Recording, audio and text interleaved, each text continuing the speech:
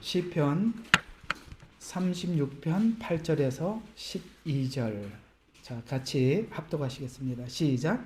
그들이 주의 집을 기름진 것으로 넘치도록 만족하리니 주께서 그들로 주의 기쁨의 강물을 마시게 하시리이다. 이는 생명의 원천이 주와 함께 있으며 주의 빛 가운데 우리가 빛을 볼 것임이니이다. 오 주를 아는 자들에게 주의 자애를 계속 베푸시며 마음이 정직한 자들에게 주의 의를 베푸소서. 교만한 자의 발이 나를 대적하여 오지 않게 하시고 악인의 손이 나를 쫓아내지 못하게 하소서. 죄악을 행하는 자들은 거기서 넘어져 있으며 그들이 내버려져 있어 일어설 수 없으리이다. 아멘.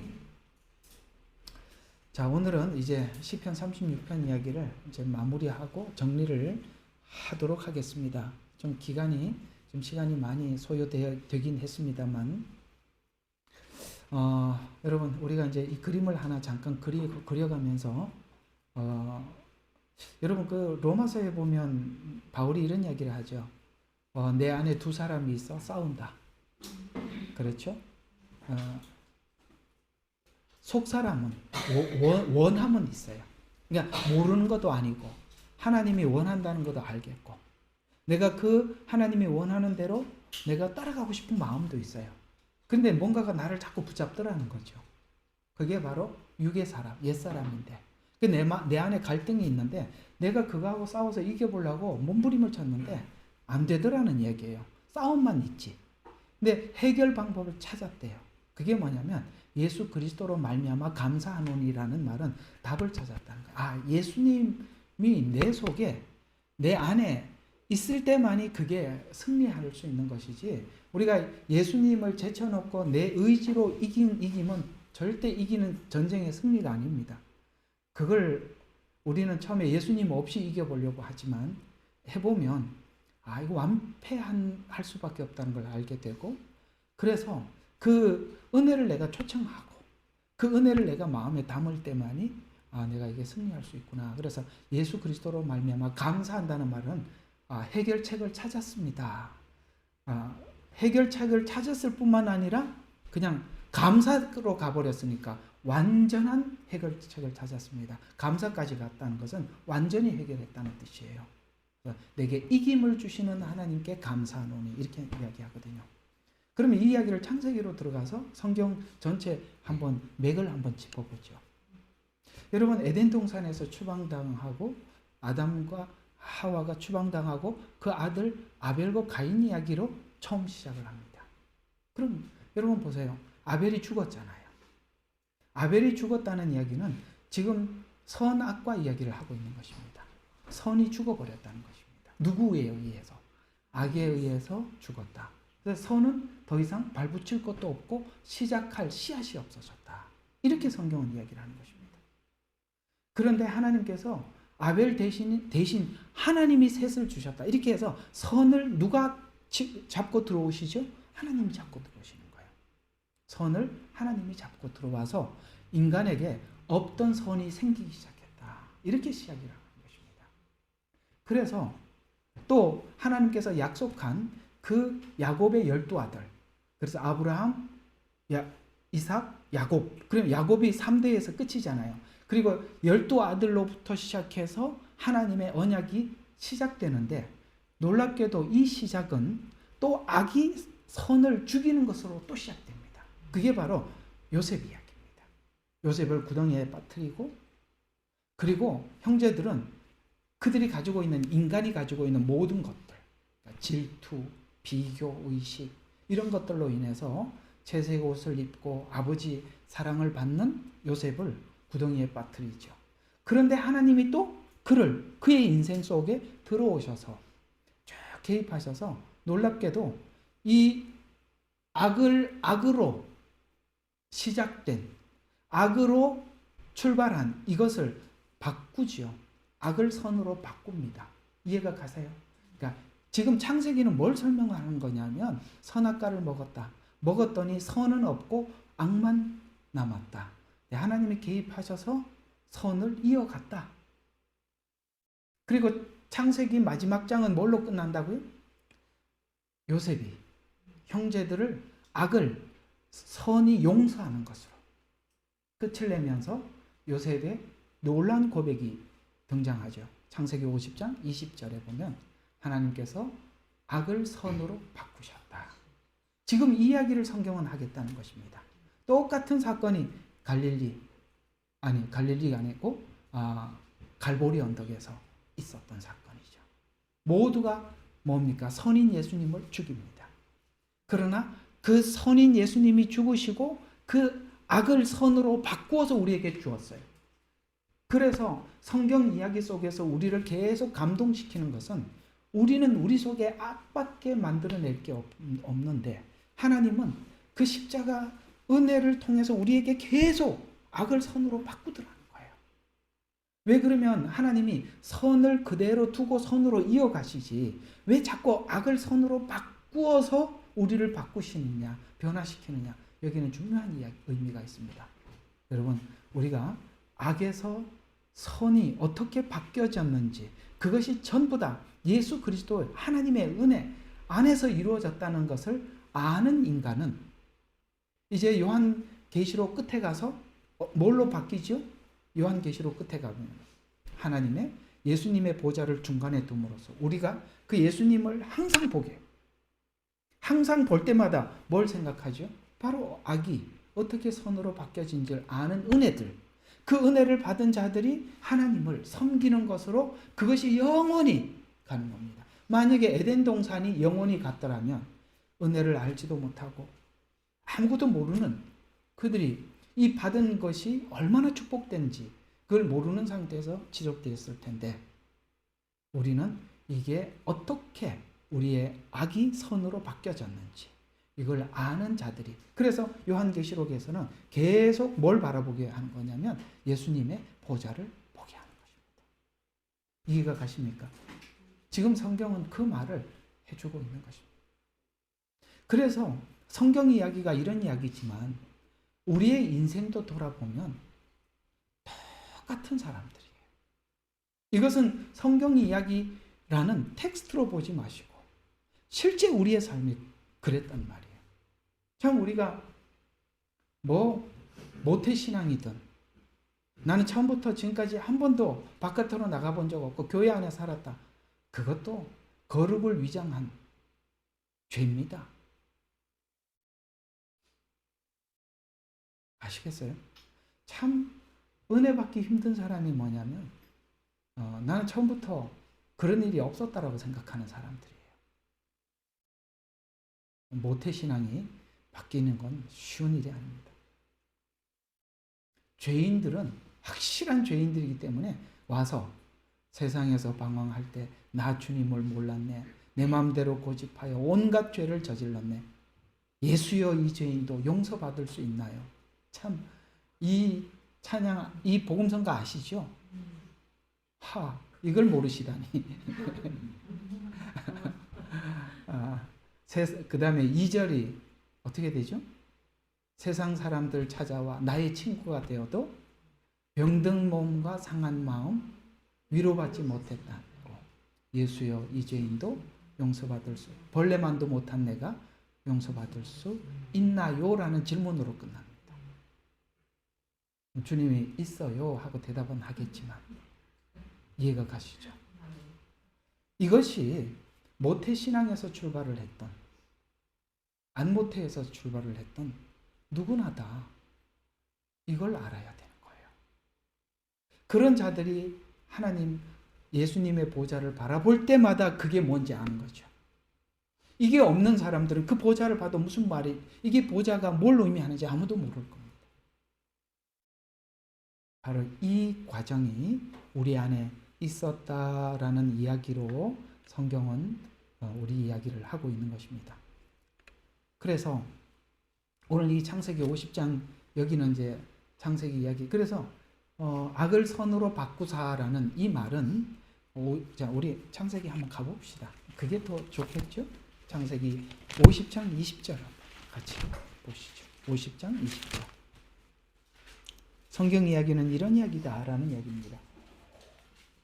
자, 당신들이 나에 대하여 악을 계획했을지라도 십자가를 생각해 봐요. 하나님께서 그것을 선으로 기획하시어, 그렇죠? 그것 오늘과 같은 많은 백성들을 살도록 구원하시리니 그 십자가가 이런 일이었다라는 겁니다. 요셉이 그 다음에 이제 죽기 전에 신앙 고백을 하고 부탁을 하는 이야기가 25절에 나오죠. 요셉이 이스라엘 25절 이스라엘 자손에게 맹세시켜 말하기를, 자, 내가 죽기 전에 이스라엘 백성들에게 너 맹세해라 라고 하면서 하나님께서 반드시 너희를 찾아오시리니, 이거 뭐 출애굽을 얘기하는 것입니다. 반드시 찾아오리니 너희는 여기서 내 뼈들을 옮겨가야 하리라. 부활신앙입니다. 그러니까 지금 요셉에게 하나님 뭘 가르쳐 준 거예요? 십자가와, 아까 여기는 십자가예요. 20절. 그 다음에 여기는 부활이죠. 그래서 구약에 있는 성도들이 가지고 있는 믿음도 우리하고 똑같은 거예요. 그들도 십자가하고 부활이에요. 우리도 그걸 믿잖아요. 그렇게 창세기 이야기를 마침으로써 내 뼈들을 가지고 가라 라는 말이 실제적으로 역사 속에 일어났다. 출애굽기예요. 역사잖아요. 자, 이렇게 되어 있다는 것입니다. 자, 악을 선으로 바꾼 이 사건, 그것이 바로 십자가 사건에서 잘 드러나고 있는데, 예수님 당시 정치 지도자들 뒷배경에는 사단의 역사가 있었다는 거 아시죠? 우리가 요한계시록에 가보니까 종교라는 거룩한 이름으로도 위장해서 사단이 그 배후에 조종을 하고 있었고, 정치라는 이름으로도 사단이 그 뒤에서 조종을 하고 있었다. 자, 여기서 우리 한 가지 짚고 넘어가야 될 것이 있습니다. 여러분, 신앙인들이 종교인이 되면 그 배우가 누군지 궁금해지죠. 정말 여러분들 예수님을 믿는 믿음을 가진 사람의 삶과 종교인들은 다릅니다. 그래서 마지막 때 이상하게도 성경을 들고 예수님이라는 이름을 외치지만 종교인들은 하나님 쪽에 서 있지 않아요. 그래서 요한이 그런 하나님의 사람들을 핍박하는 사람들을 보고 너무나도 충격을 받고, 내가 의아해서 저 사람이, 저 존재가 우리를 위협을 하고 핍박을 했어? 라고 그가 넋이 나간 상태에서 한참 이렇게 하고 쳐다본 거예요. 여러분, 이런 것처럼 여기 이제 저는 오늘 이렇게 계속 이렇게 설교 준비를 하는 과정 속에 2024년은 어떤 해입니까? 송구 영신 예배 때 무슨 메시지를 전해야 됩니까? 한 2달 전에 하나님 주신 게 있어 덧붙이고 있거든요. 지금 계속 덧붙이고 있어요. 근데 분명한 것은 2024년은 놀랍게도 이스라엘과 팔레스타인 전쟁을 일으켜서 이제 모두에게 묻습니다.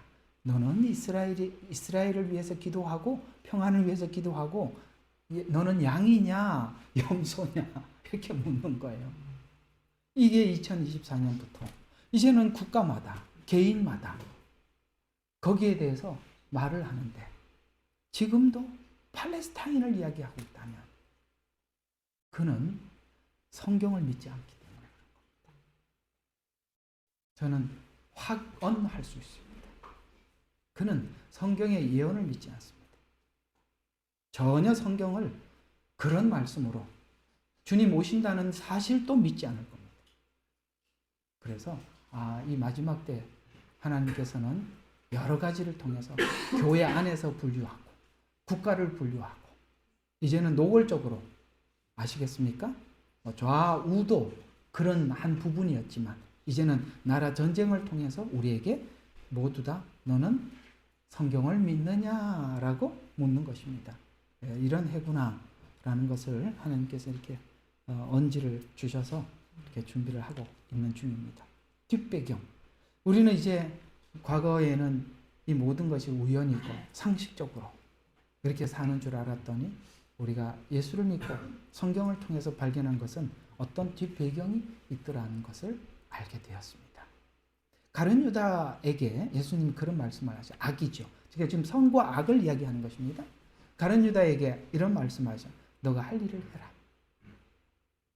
그렇죠? 여러 번의 기회를 주었습니다. 그러나 그는 끝까지 돌이키지도 않았고 회개하지도 않았습니다. 주님은 허락하시죠. 그래서 가룟 유다의 뒷배경을 잘 소개했습니다. 그는 종교인들의 뒷돈을 받고 부탁을 받고 그렇죠? 그렇게 했었습니다. 결국에는 은 30 받고 나중에 양심의 가책.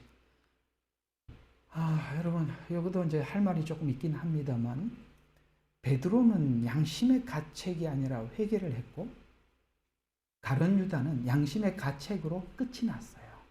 양심의 가책은 자기에게 오는 거고 회개는 하나님께 토설하는 것입니다. 달라요. 저주하고 부인하고 같습니다. 가룟 유다는 팔았죠.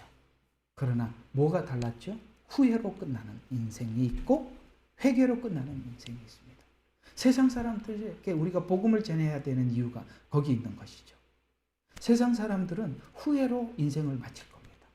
그러나 후회가 아니라 살 길이 있다는 것은 회개의 길이 열려 있음을 가르쳐 줘야 되는 것이죠. 이것이 바로 우리가 복음을 전하는 우리들이 하나님 앞에 받은 중요한 부분입니다. 사도행전 어제 잠깐 했잖아요. 거기 보면 베드로가 너희가 십자가에 못 박았다라고 할 때 뜨끔했어요. 그래서 그들은 길을 알지 못했어요. 길을 베드로가 제시해 주지 않았더라면 아마도 그들도 모두 후회로 끝이 났을 것입니다. 맞죠? 후회로 내가 십자가 못 박았구나. 하나님 죄송해서 어떻게 이렇게 끝났을 거예요. 근데 답을 주잖아요. 회개해라. 죄사함을 받아라. 성령을 받아라. 침례를 받아라. 복음을 가진 우리들이 세상에 어떤 것보다 완벽하고 분명한 걸 가지고 있는 거예요. 여러분이 알고 있는 것은 세상에 어떤 사람이 이해하고 있는 것보다 가장 가치 있고 가장 분명한 걸 알고 있는 것이 복음이에요. 사실 저는 이렇게 설교하는 설교자로서 굉장한 자부심이 있습니다. 힘들기는 하지만 저는 굉장히 자부심이 있어요. 제가 이렇게 복음을 전하는 사람 아닙니까? 생각해보면 항상 이 설교하는 사람들이 느끼는 것 중에 하나가 뭐냐면 설교하러 올라갈 때마다 자격이 있는가 없는가 자기 자신에게 늘 물어보죠. 어떨 때는 진짜 도망가고 싶을 때 많아요. 오늘 그냥 없어지고 어디 가냐 아파서 못 온다고.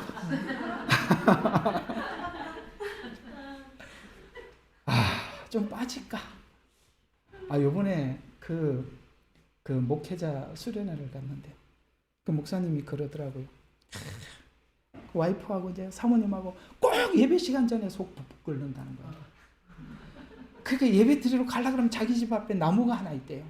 그 나무가 묻는데요. 네가 설교하러 가냐? 그래가지고 가다가 또 되돌아 이리 왔다 갔다 또 가려고 그러면 나중에는 이게 그래 간다 이러면서 나중에 그걸 극복하는데 무지 어려웠다고 그래요. 그게 왜 없겠어요. 여러분들 주일학교 선생만 해도 그렇잖아요. 주일학교 선생할 때 기가 막히잖아요. 아침에 일어나고 애들은 이상하게 또 주일학교 선생님들은 애들은 말을 안 들어요. 자기 집 애들이. 그래갖고 막 성질 내갖고 막 화를 내가지고 그래갖고 막 분이 막 나가지고 이제 시키고 딱 가는데 그 앞에 애들 앞에 서서 할렐루야 이러면 자기 애들은 자기 보고 뭐라 그러겠어요. 조금 전에 봤잖아요.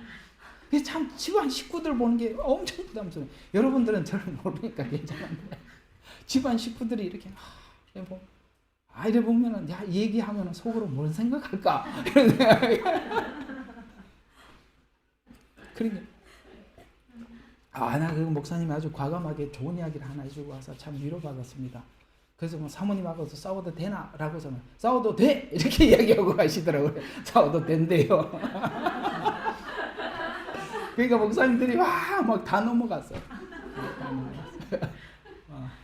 싸울 수 있지요. 그래서 싸워도 돼. 그러면서 사단이 그렇게 말을 하더라도 탁 물리치고 그래서 자기가 왔다 갔다 하면서 들어갔다 나왔다 교회 들어갈까 해서 집으로 갔다. 진짜 정말 어떻게 해야 될지 모르겠는데 그 나무가 꼭 말을 한대요. 자기인데. 나무가 말을 하는데 극복을 했답니다. 그래. 저 사람들이 다 이렇게 말씀을 들으러 와서 근데 또 그럴 때 은혜가 돼요.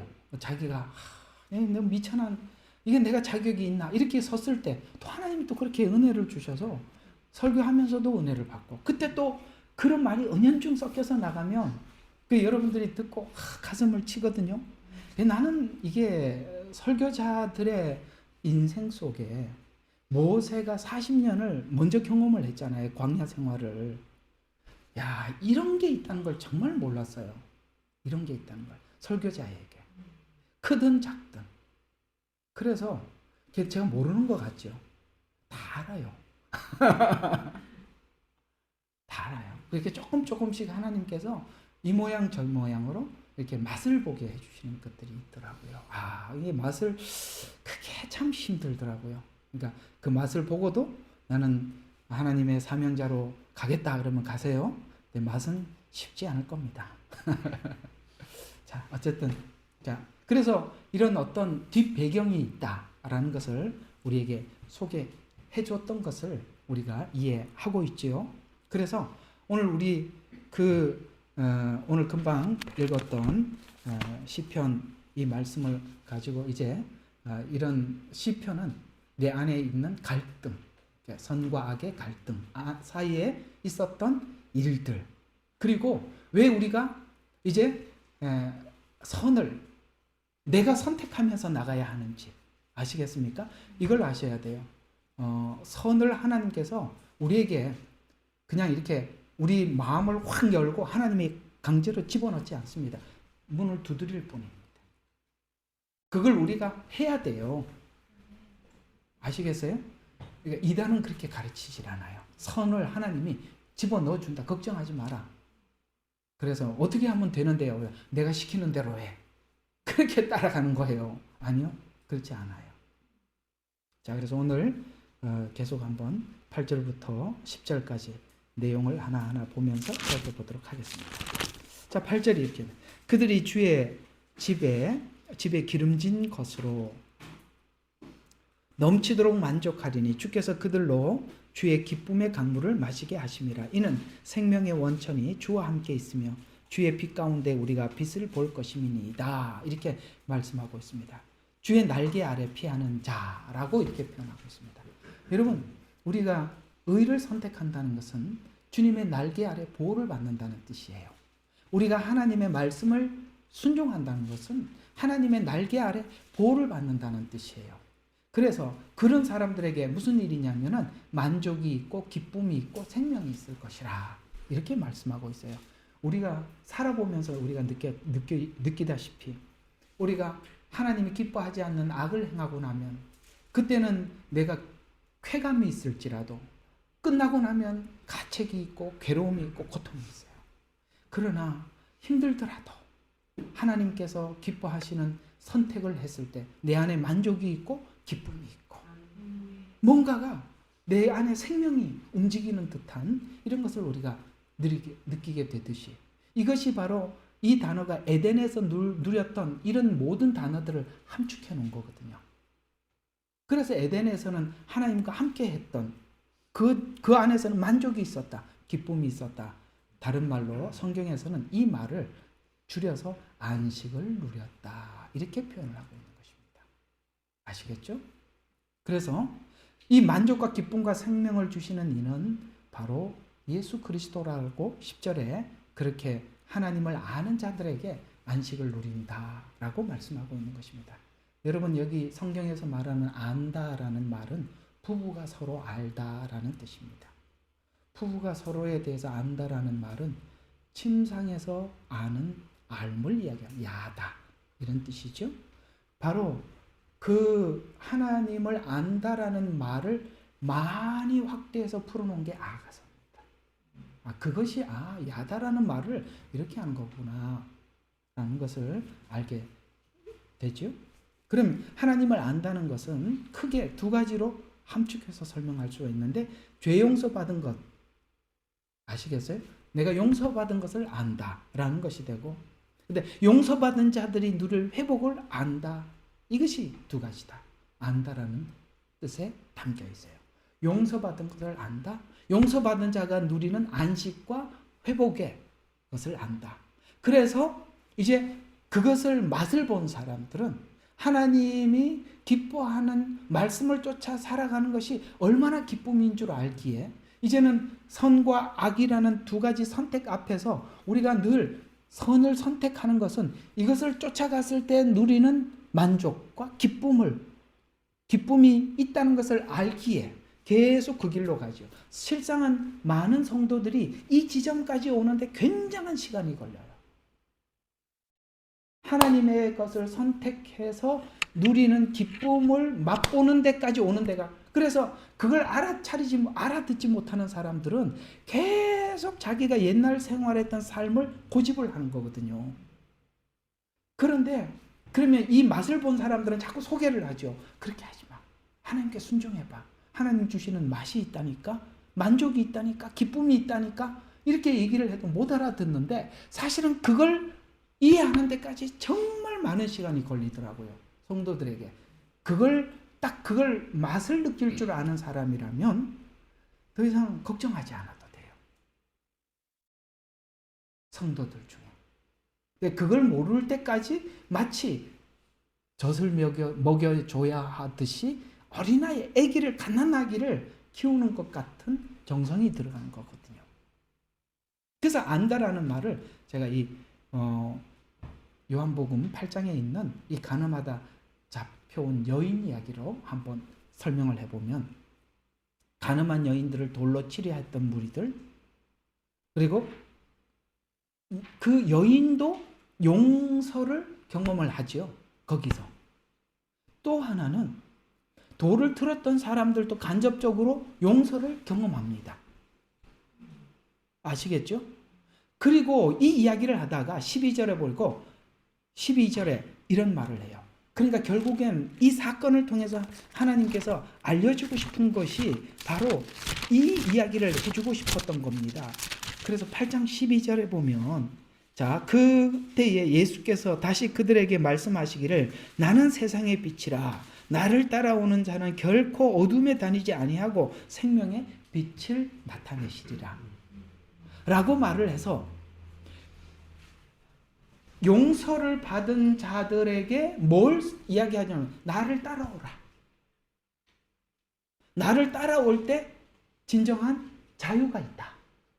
이걸 지금 설명하기 위해서 이 여인은 용서라는 큰 은혜를 받게 되었고, 그래서 이 여인은 지금 12절에 말하는 나를 따라오는 자는 빛 가운데 있다, 어둠에 다니지 아니하리라 라는 이 말을 이 여인은 마음에다 두고 앞으로 어떻게 살았을 것 같아요? 주님을 따라가면서 살았겠죠. 그 얘기를, 이 말을 설명해 주기 위해서 이 사건을 앞에다 둔 것입니다. 자, 그래서 그들을 빛 가운데 있는 자라라고 말하면서 오직 예수 안에 증거가 있는 자들이, 오직 예수 안에서 증거가 있는 자들, 어떤 자? 아까 말 용서와 회복의 증거가 그 가슴 속에 있는 사람들. 요한일서 5장으로 가보시면 이 말을 이렇게 조금 더 확대해서 설명하고 있습니다. 5장 11절. 또 증거는 이것이니 하나님께서 우리에게 영생을 주신 것과, 아멘. 그렇죠? 주님께서 내게 영생을 주신 것과 이 생명이 그의 아들 안에 있다는 것이라. 아시겠죠? 이 생명이 내 안에, 내가 믿는 근거로 있는 것이 아니라 그분 안에 있으니까 우리는 뭘 하는 거예요? 그분을 믿는 거예요. 그래서 그 안에 있다는 것이라. 12절. 그 아들이 있는 자는 생명이 있고 하나님의 아들이 없는 자는 생명이 없느니라. 여러분, 구원이 무엇입니까? 바로 내가 예수 안에 있는 그 자체가 구원이죠. 그래서 요한복음이 그 말을 한 거예요. 너희는 성경을 자꾸 영생을 찾으려고 하지 마라. 그래서 교회가 성도들에게 구원을 주려고 애쓰는 메시지를 전하지 말아야 하는 것입니다. 무슨 소리야? 구원을 주는 메시지가 아니라 예수 그리스도를 얘기를 해줘야 되는 거예요. 뭔가가 방향이 잘못 잡혔다는 거예요. 제가 온 교회에 외치는 함성입니다. 왜? 구원을 설명하다. 예수님은 어디 가고 없고 성경은 예수 안에 생명이 있다고 하는데 왜 구원받는 길만 가르치느냐? 그러니 예수 없는 종교인들만 잔뜩 생산해 놓은 거예요.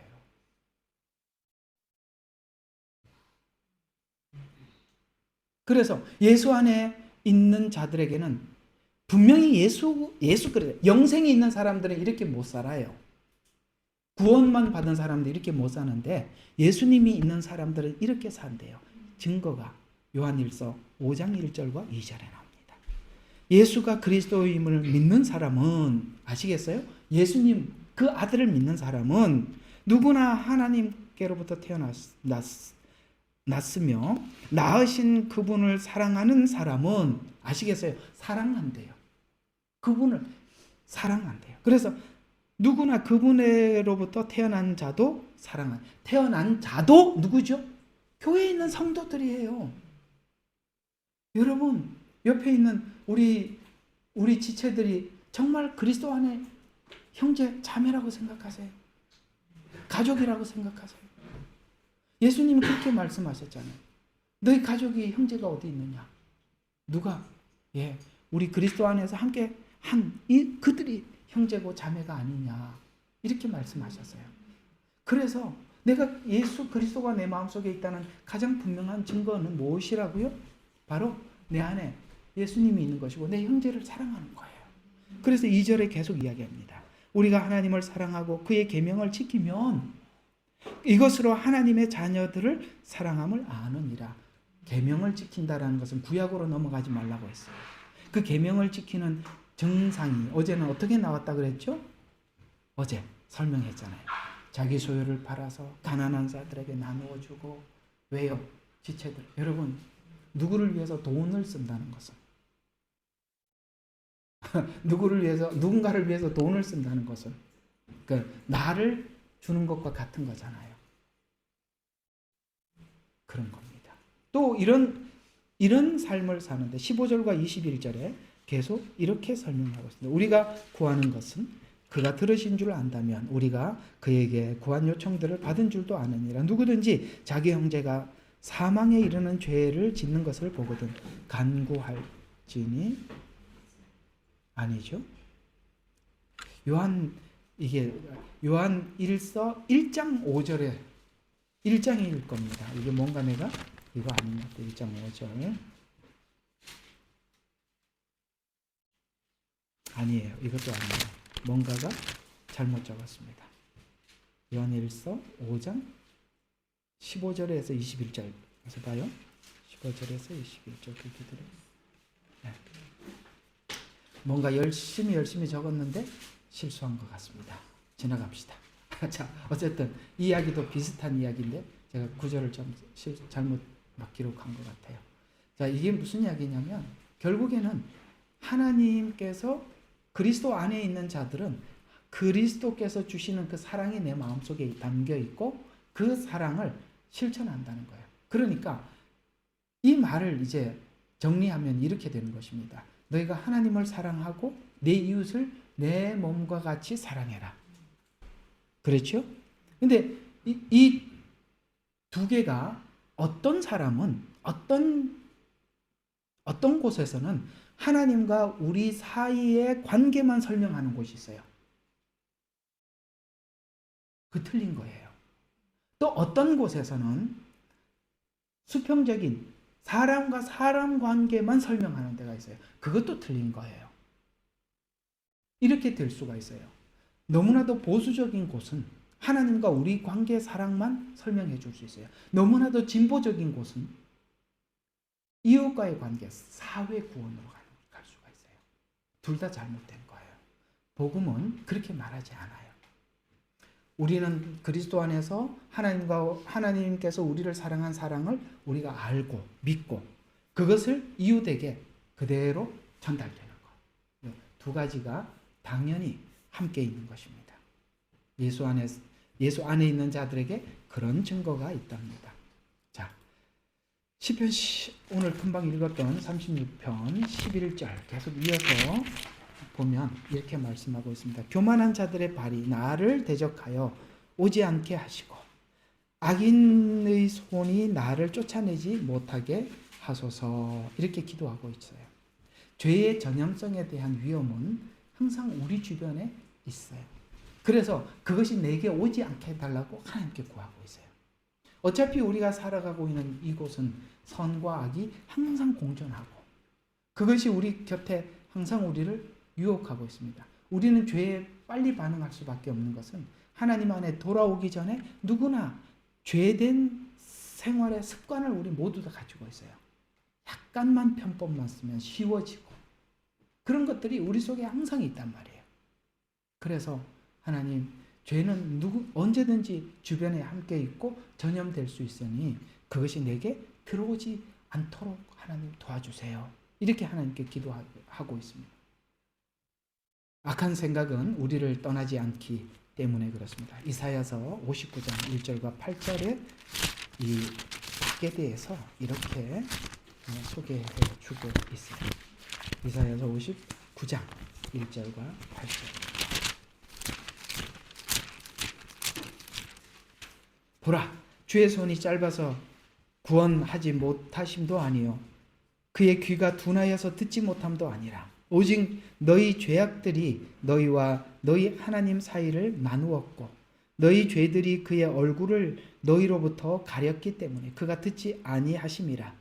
이는 너희 손들이 피로 너희 손가락들이 죄악으로 더럽혀졌으며 너희 입술은 거짓을 말하고 너희 혀가 사악함을 속삭임이라.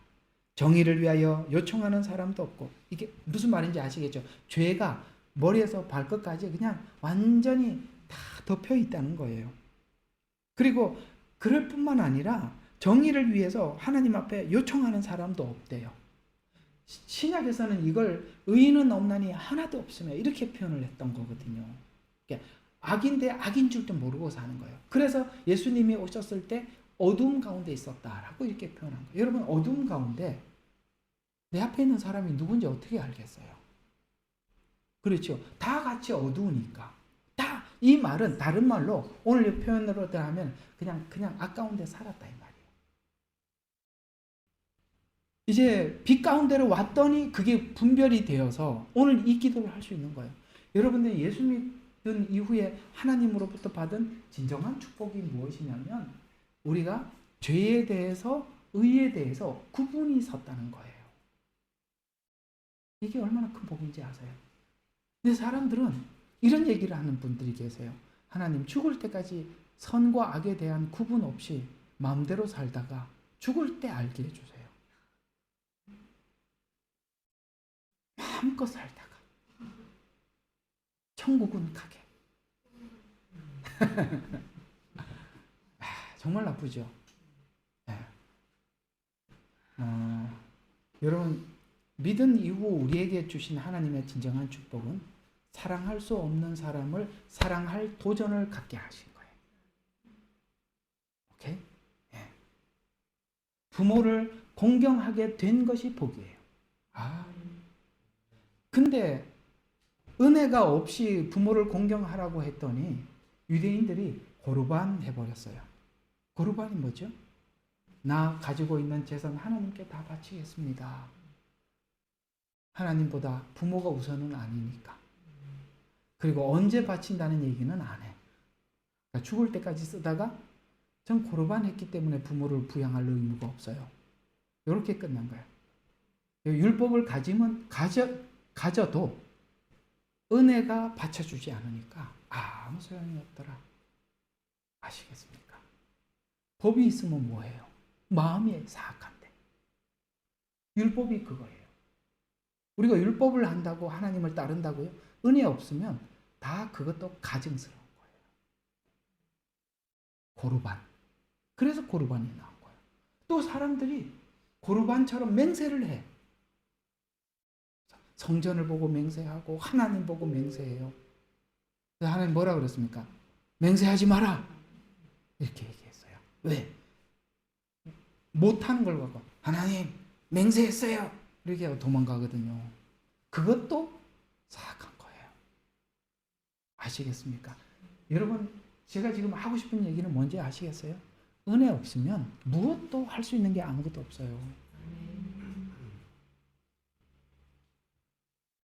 그래서 우리 안에 있는 욕망들, 거기서 나를 지켜달라고 하나님 앞에 간구하고 있어요. 이 자유의 법, 율법이 아닌 자유의 법, 내가 내 스스로 하나님 앞에 그 말씀에 복종하는 것, 이걸 보고 성경은 자유의 법이라고 하거든요. 그것만이 나를 다스린대요. 야고보서 2장입니다. 야고보서 2장 11절 13절. 저희 교회 다니면 성경 빨리 찾게 돼요. 자, 11절 12절 2장 11절에서 13절. 이는 간음하지 말라고 하신 분이 또 살인하지 말라고 하셨습니다. 내가 비록 간음하지 아니하였어도 살인하면 율법을 범한 자가 되느니라. 너희 자유의 법에 따라 심판받을 사람처럼 말하며 행동하라. 네 자유의지 안에서 하라 이 말이에요.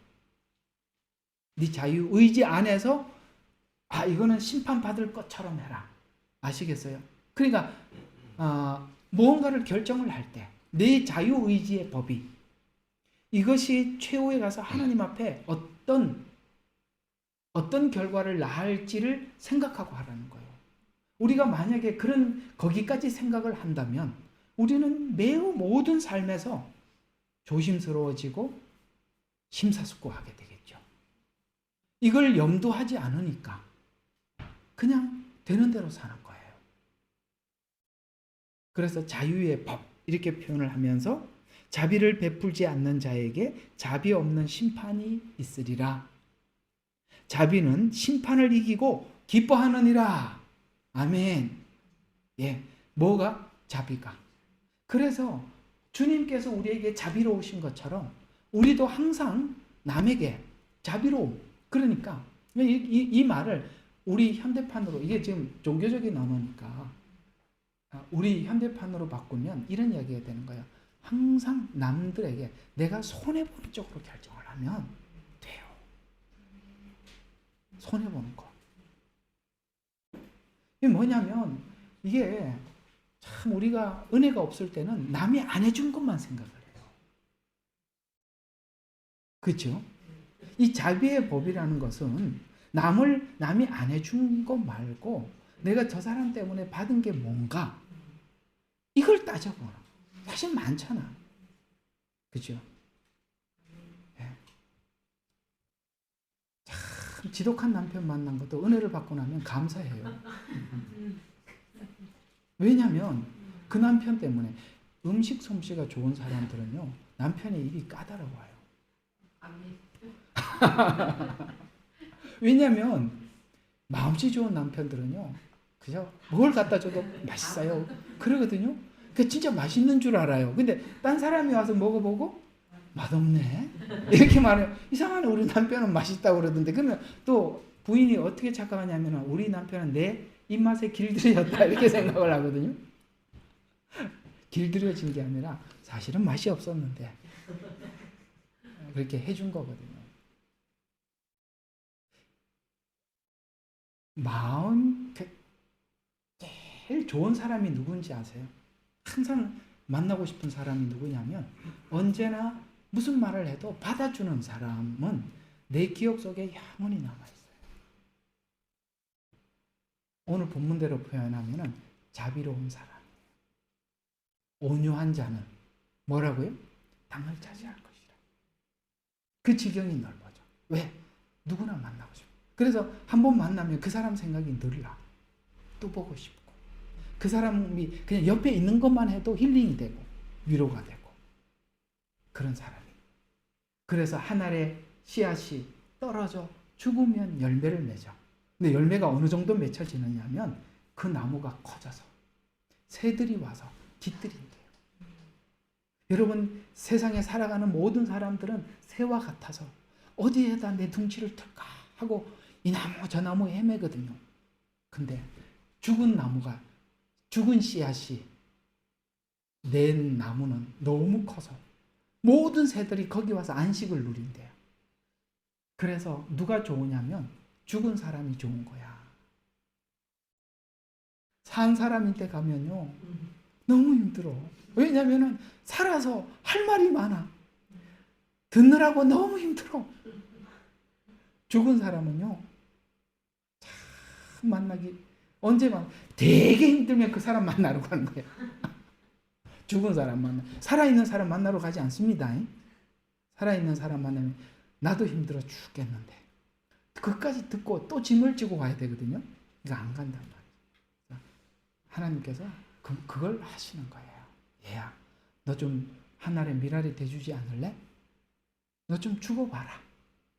그리고 많은 사람들이 너에게 찾아와서 안식을 누리는 그런 사람이 좀 되어줄래? 주님이 그러셨잖아요. 주님이 죽으셔서 온 인류가 예수님 아래 다 들어와서 거기에 모두가 안식을 누리는 거예요. 우리도 그렇게 나처럼 예수님처럼 그렇게 살아주렴 이렇게 부탁을 하고 있는 것이죠. 자, 마지막 12절입니다. 이제 그 결말을 말해주고 있어요. 12절을 보면 자, 빨리 또 시편으로 넘어가야겠죠. 자, 죄악을 행하는 자들이 거기 넘어져 있으며 그들은 내버려져 있어 일어설 수 없습니다. 여러분, 악을 향해서 가는 사람의 결말을 간략하게 기록하고 끝을 내고 있어요. 여러분, 이 결말에 관해서 마태복음 25장 41절 양과 염소의 비유, 그 다음에 25장에는 두 개가 갈라지지 않습니까? 기름 준비한 5, 그 다음에 1달란트, 염소 같은 계열이죠. 기름 준비하지 않는 거, 또 그 다음에 1달란트, 그 다음에 염소, 같은 방향이잖아요. 그들에 대해서 오늘 뭐라고 이야기했어요? 내버려져 있다, 넘어져 있다, 이렇게 말씀하고 있어요. 최후에 이 악을 향해서 가는 모든 자들은 이렇게 결말이 날 것입니다. 데살로니가 후서 1장 9절에 보면 영원한 멸망 그리고 영원한 형벌로 마무리될 것이다. 요한계시록 19장 20절에도 이 결론이 유황으로 불타는 불못에 산채로 던져지리라. 야, 이 말이 없었더라면 산채, 이게 얼마나 무서운 이야기예요. 죽은 채가 아니잖아. 산채로. 거기는 구더기는 뭔가가 변형되기 전에 있는 그 상태인데 그런 생명체도 안 죽는다는 거야. 그래서 여러분, 지옥은요, 죽음이 기도 제목이에요. 죽음이 피해가요. 야, 거기 소원이 뭐냐면 죽는 거야. 거기 소원이 죽는 거야. 근데 죽음이 피해가 버려. 아마도 그들은 거기서 산채로 고통을 받으면서 죽여주세요 할 거예요. 근데 죽음이 끝났어. 왜? 예수님이 부활하셨잖아. 그래서 그들에게 둘째 사망이라고 이야기하는 거예요. 그렇게 끝났대요. 여러분, 죄가 그렇게 무섭다고 이야기를 하면서 은혜 안에 들어와서 죄 문제를 해결하래요. 여러분, 우리 의지로 죄 문제를 해결해 보려고 마태복음 18장 8절에 보면 손을 자르고, 아시겠어요? 여러분, 손이 죄를 지어서 손을 자르고 팔을 자르고, 여러분, 잘라도 안 돼. 그냥 잘라도 안 되는데 무슨 결심해서 해결되겠어요? 그 옛날에 그런 이야기를 합니다. 그 화토 치는 사람들 있잖아요. 고수도 하는 사람이 다시는 내가 안 하겠다고 진짜 손가락을 잘랐대요. 근데 나중에 발가락에다가 화토를 꽂고 하더라고요. 발가락에다가 꽂고. 네. 자른다고 해결될 게, 발가락 잘리면 또 뭔 수가 나오겠죠? 그죠? 네, 될 겁니다. 죄는 그렇게 무서운 거예요. 끝까지 따라가는 겁니다. 우리가 이 죄를 다스리는 거는 이 탐심이라고 성경은 이야기를 하는데요. 그러니까 율법이 우리에게 뭘 가르쳐 줬던 거냐면 이거 하라, 이거 하지 마라, 이 목록이 아니에요. 그 목록을 갖다 놓고 살인하지 말라, 야고보서 조금 전에 봤죠. 살인하지 말라 하시니까 간음하지 말라도 하셨다는 거예요. 거짓말하지 말라 하시니까 다 이것저것 10계명. 근데 우리는 10계명에 이 부분은 지키는데 이 부분은 약하다. 그 얘기를 하는 게 아니라는 거예요. 나는 요거는 하는데 요게 좀 약해. 요것만 좀 하면 되겠지. 라고 하면 우리는 어떤 생각을 하냐면, 하나님, 내가 잘하는 부분을 더 해서 이 약한 부분을 좀 이렇게 평준화 시켜주세요. 이렇게 하거든요. 계명을 준 목적은 절대 그게 아니에요. 계명을 준 목적은 내가 이걸 안 했더니 저걸 또 하더라는 거예요. 그걸 통해서 얘야, 너 이거는 잘하지, 이거는 해결했는데 이거는 안 되지. 그걸 계속, 근데 만약에 나중에 반대로 이걸 했는데 또 이게 안 돼. 뭘 이야기하냐? 죄는 겉에서 나오는 게 아니라, 손과 발에서 나오는 게 아니라 네 속에서 솟아나더라. 그게 탐심이다. 그래서 결국에는 계명이 우리에게 가르쳐 주고 싶은 것은 네 속에 탐심이 끊임없이 솟구쳐 올라와서 이걸 하면 저게 또 나타나고 저걸 하면 저게 나타나서 해결이 안 된다. 그래서 뭐 해결을 하려고 무슬림은 율법을 만들어 놓고 강화시키고 잘못하면 손 자른다, 죽인다 막 이렇게 해도 하는 거예요. 그래서 불가에서는 안 보면 안 하겠지 하고 산으로 올라가는 거예요. 산에 간다고 생각이 안 납니까? 그렇잖아요. 그 인간이 만든 처세술은 그게 끝이라니까요. 안 보든지, 이를 안 보고 안 하든지. 그래서 하나님이 계명을 준 거예요. 계명을 줘서, 야, 죄가 끊임없이 솟구쳐 나는 거 아니냐. 이걸 해결하기 위해서는 하나님이 주신 은혜. 그것만이. 그래서 하나님이 우리에게 탁 던진 것은 저는 그렇게 생각해요. 제가 전하는 메시지의 가장 핵심이 뭐냐면, 하나님께서 해결해라. 내가 너를 향한 내 전부는 십자가다라고 십자가 하나 탁 던져준 거예요. 그게 전부입니다. 우리는 계속 십자가 안에서 모든 것이 하나님의 마음이 읽어지고 하나님의 계획이 보여지고 그 십자가 안에서 모든 게 그냥 십자가 하나 딱 던져주고 내가 너를 위해서 할 수 있는 건 다 했다. 그래서 히브리서가 더 이상 구원의 길이 없다라고 이야기하는 거예요. 끝이에요.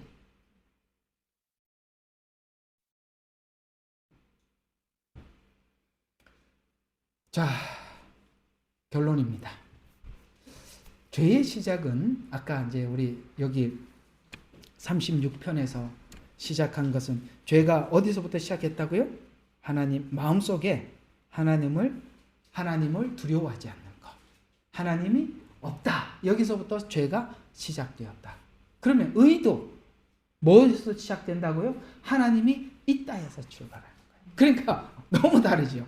이게 딱 둘이 서서 하나님이 있다 이쪽, 하나님이 없다 이쪽. 이제 아시겠죠? 예. 그렇게 둘은 달라지더라.